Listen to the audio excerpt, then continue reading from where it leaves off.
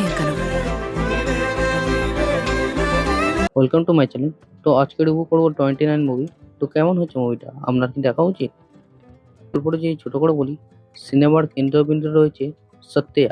বয়স 29 হলেও জীবনে সে এখনো স্থির হতে পারেনি। ক্যারিয়ার নিয়ে অনিশ্চয়তা, ভবিষ্যৎ নিয়ে দুশ্চিন্তা এবং নিজের পরিচয় খুঁজে পাওয়ার সংগ্রাম তাকে প্রতিনিয়ত তাড়া করে বেড়ায়। এমন সময় তার জীবনে আসে বিচি। দুজনের মধ্যে প্রেমের সম্পর্ক গড়ে ওঠে, কিন্তু সময়ের সঙ্গে সঙ্গে তাদের স্বপ্ন, উচ্চ আকাঙ্ক্ষা এবং জীবনের লক্ষ্য আলার পথে এগোতে শুরু করে।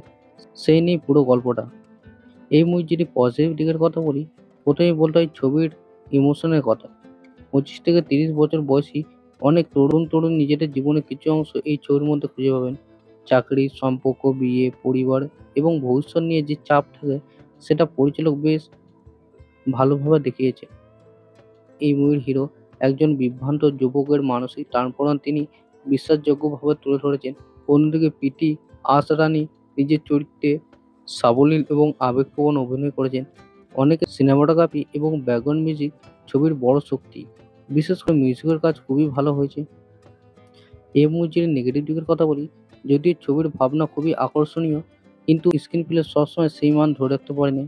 কিছু রত্নাকুমার কেবল প্রেমের গল্প বলেনি, বরং 29 বছর বয়সে এসে একজন মানুষ কীভাবে নিজের সাফল্য, ব্যর্থতা এবং ভবিষ্যৎ নতুনভাবে মূল্যায়ন করে সেটা দেখানোর চেষ্টা করেছে।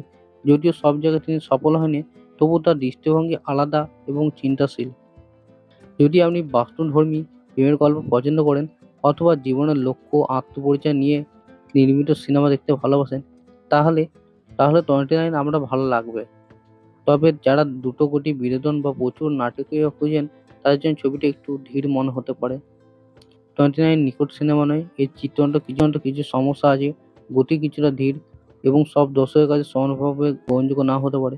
কিন্তু প্রেম, আত্ম-অনুসন্ধান এবং বড় হয়ে ওঠার যন্ত্রণাকে যেভাবে তুলে ধরা হয়েছে, সেটি ছবিটাকে আলাদা মাত্রা দিয়েছে এবং ইমোশনাল মুহূর্তের জন্য ছবিটা একবার হলেও দেখা যেতে পারে।